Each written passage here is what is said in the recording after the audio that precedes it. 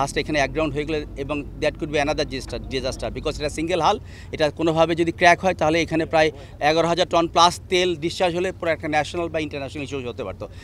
এই মুহূর্তে আপনি যদি আমাকে ক্যান্ডিডেটলি বলেন, কোনোভাবে আশা করছি না, বিকজ আমরা যখন অপারেট করছি এই জাহাজে নাশকতামূলক কোনো ঘটনা এই ধরনের সিচুয়েশন নাই। আর আমাদের জাহাজে স্ট্রিক্টলি আমরা মানে এন্ট্রি কন্ট্রোল করি। অনুমোদিত ব্যক্তি জাহাজে ঢোকার কোনো স্কোপই নাই, এটা খুব স্ট্রিক্টলি আমরা মেনটেন করি। তো এই আসপেক্টে আমরা কোনো চিন্তা ভাবনা। আমাদের 4 পিকে একটা স্টোর আছে যেখানে পেইন্ট রশি অন্য কিছু থাকে। আবার ওইদিকে আমাদের সামনে যে উইঞ্চ আছে, উইঞ্চেও কাজ চলছিল। এক্স্যাক্টলি বোঝা যাচ্ছে না যে ইলেকট্রিক ফায়ার নাকি কোনো সলিড ফায়ার থেকে আসছে, বাট ওইখান থেকে মূলত আগুনের সূত্রপাত।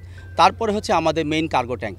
তো ফ্লেম যখন বেশি হয় তখন সবচেয়ে ভালো যেটা রেসপন্স ছিল যে প্রত্যেকটা organisation, Bangladesh navy, Bangladesh coast guard, then হচ্ছে tunnel tug, then fire service এবং অন্যান্য অর্গানাইজেশন যেভাবে রেসপন্সিভ ছিল এবং the quick they have mobilise, তারা তাদের অ্যাসেট মোবিলাইজ করেছে। প্রায় 8টা থেকে 10টা টাগ একসাথে অপারেশন করেছে এবং ইট ওয়াজ ট্রুলি মেজর ফায়ার এবং এটা আরও ফ্যাটাল হতে পারতো, বাট তারা এক সম্মিলিতভাবে এবং সমন্বিতভাবে ফায়ারটা এক্সটিংগুইশ করতে পেরেছে। এবং সবচেয়ে নেক্সট যেটা ভয় ছিল, আপনারা জানেন যে ভাটা শুরু হয়েছে, জাহাজটা এখানে একগ্রাউন্ড হয়ে গেলে এবং that could be another disaster because এটা সিঙ্গেল হাল।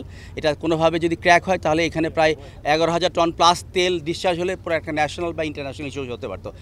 এনজিওর কিস্তি প্রথমবার বিকাশ পেমেন্ট করলেই 20 টাকা ইনস্ট্যান্ট ক্যাশব্যাক। সেই কারণে আমরা অত্যন্ত সাহসিকতার সাথে পোর্টের হেল্প নিয়ে, অন্যান্য টার্গেট নৌবাহিনীর হেল্প নিয়ে আমরা আমাদের দ্যাট ইজ ERL যেটিতে জাহাজটা শিফট করছি। করে আমাদের প্রাথমিক কাজ হবে যে আগে ফায়ারটা কমপ্লিট এক্সটিংগুইশ হয়েছে কিনা নিরূপণ করে তারপর সেফটি এনশিওর করে আমরা তেলটা আগে ডিসচার্জ করব। তেলটা আগে ডিসচার্জ করে যখন খালি হবে তারপর আমরা ড্যামেজ অ্যাসেসমেন্ট করব।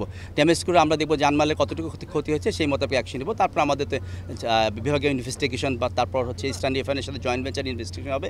বাট সবচেয়ে আমি যেটা আশার বাণী শোনাবো যে এই ধরনের ন্যাশনাল ক্রাইসিসে প্রত্যেকটা অর্গানাইজেশন সম্মিলিতভাবে যেভাবে এক্সটিংগুইশ করলো, এটা একটা ভবিষ্যতে জাতির জন্য উদাহরণ হয়ে থাকবে। লাইফটা জাহাজের শেলফ লাইফ তো জেনারেল লাইফ থাকে, কিন্তু এটা আপনি জানেন প্রায় আমরা 1987 সালে এসেছে।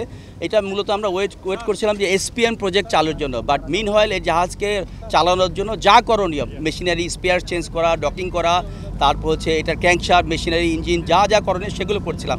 এই ঘটনার সাথে এইগুলোর কোনো সম্পর্ক নেই। এটা তো যদি আগুনের সূত্রপাত হয় কোনো হয়তো উইঞ্চ থেকে বা কোনো সলিড ফায়ার থেকে, জাহাজের স্টেট অফ মেশিনারি বা মেশিনারি কোনো মেজর কোনো ইঞ্জিন রিলেটেড কোনো কিছু থেকে এই ঘটনার সাথে কোনো সম্পর্ক নাই।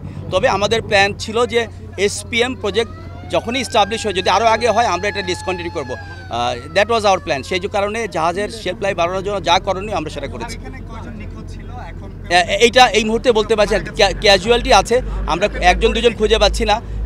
আমরা জাহাজ অ্যালং সাইডে গেলে আমরা তেল ডিসচার্জ প্লাস ড্যামেজ, কারণ আপনি জানেন যেখানে উত্তপ্ত হয়ে আছে, আমরা আগে কুল করব, করে ড্যামেজ অ্যাসেসমেন্ট করে তখন আপনাদেরকে আবার জানাতে পারবো যে কয়জনের জানমালের কতটুকু ক্ষতি হয়েছে। আমাদের জাহাজে তো এই জাহাজে প্রায় 30+ নিজস্ব লোক থাকে, ওয়ার্কশপের প্রায় 8-10 জন লোক প্রতিদিন কাজ করে, কারণ আপনারা জানেন যে মেইনটেনেন্সের জন্য আমাদের ওয়ার্কশপ সর্বোচ্চ সাপোর্ট দিয়ে যাচ্ছে। তো জাহাজ যেহেতু অ্যালং সাইডে ছিল সেই কারণে আমাদের ওয়ার্কশপেরও লোক ছিল, সে সব মিলায় আমাদের ধরেন 40 থেকে 45 জন লোক জাহাজে অনবোর্ড ছিল। তো সেই হিসাবে আমরা এখন 1-2জন মাস্টার করছি, খুঁজে পাচ্ছি না, আমরা দেখবো সেটা এবং ক্যাজুয়ালিটি রিপোর্ট যা হয় সেটা আপনাদের জানাবো।